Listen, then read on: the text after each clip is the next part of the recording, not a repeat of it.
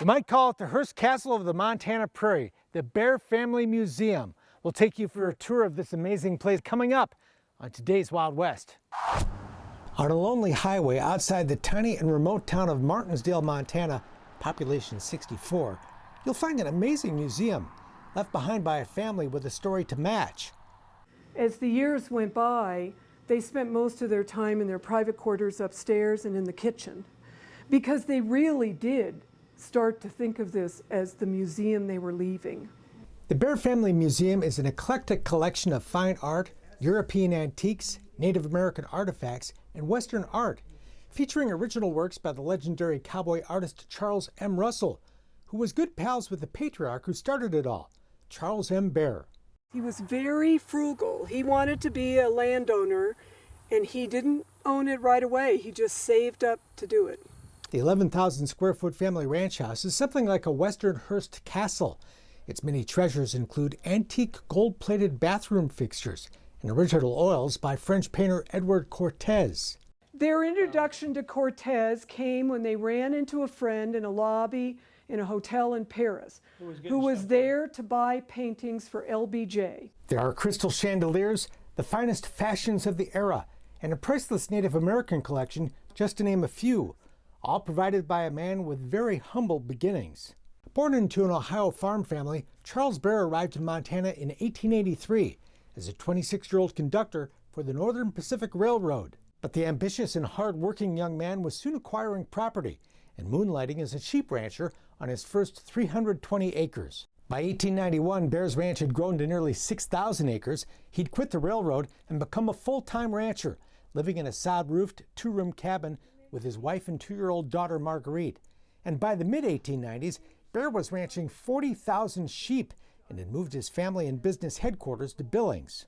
But the real wealth you see in the Bair Museum today had its origins in the Great Klondike Gold Rush. Charlie Bair headed north to Alaska in the spring of 1898, and thanks to mining investments and equipment sales, returned home that fall a wealthy man. The money would allow Bair's wife and 2 daughters, Marguerite and Alberta, to enjoy a lifelong lifestyle of multiple homes, travel, and collecting art and antiques, especially during their later frequent trips to Europe. The more comfortable they became, the more worldwide travelers. They started going for the Louis XIV, 15th commodes, and they would ship things back. Charlie Bair did some collecting of his own, purchasing 3 paintings from his pal Charlie Russell, whose illustrated letter to Bair can be seen today in the museum. Joseph Henry Sharp had a huge collection of shields hanging all over his cabin in Crow Agency, and for that reason, we think that they may have gotten this shield from Joseph Henry Sharp. Bair was also a fan of Western artist Joseph Henry Sharp and bought the first 5 volumes of photographer Edward R. Curtis's acclaimed 20-volume work, Photographing the American Indian.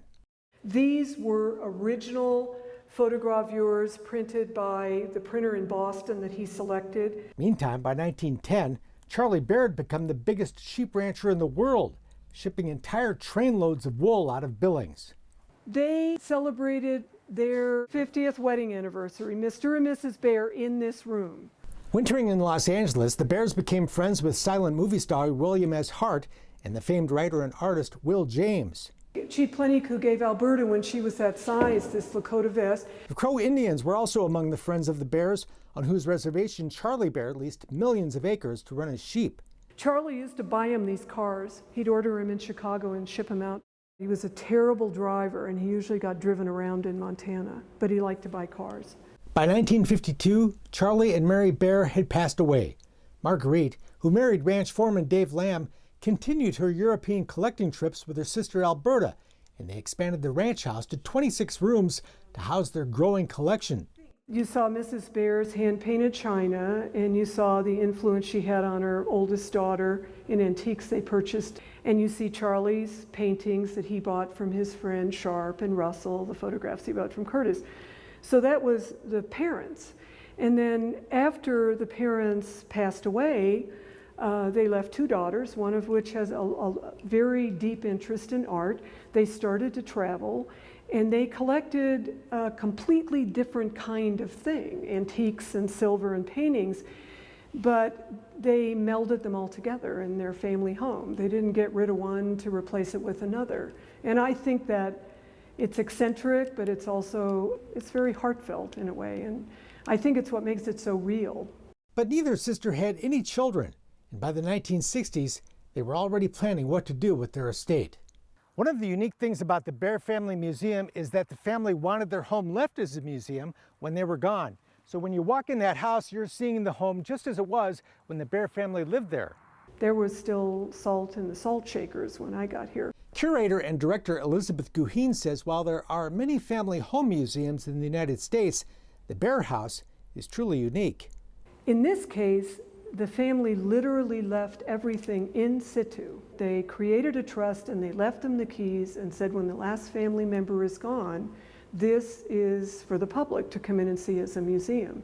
Alberta was the last of the family when she died in 1993. Operating under a trust, the Bair home opened as a museum 3 years later. And in 2011, the newly constructed Charles M. Bair Family Art Museum opened, housing many of the collection's more historic and delicate possessions like its Native American treasures and original art.